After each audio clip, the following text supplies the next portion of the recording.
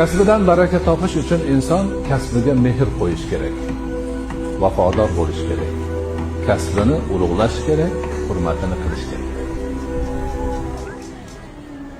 Hikmatini kim biladi? Kimnidir rizqini Alloh taolo tijoratga qilib qo'ygan.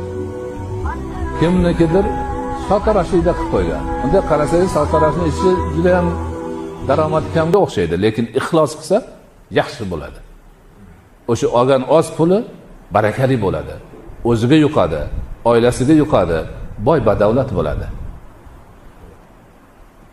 Unaqa qilmasdan hozir kasbga nima emas qaraladi. Qaysidan pul kelib kelsa hammasi gurr etib o'sha yoqqa uradi.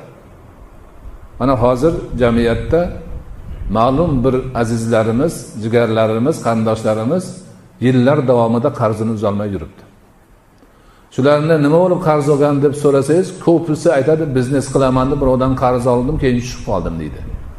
O'sha biznes, tijorat qilish har kimning ishi emas-da.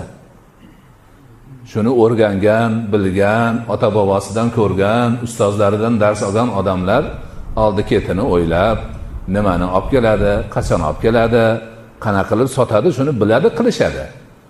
Bilmagan odam mavsumini bilmay narsani olib qo'yib tushib qoladi.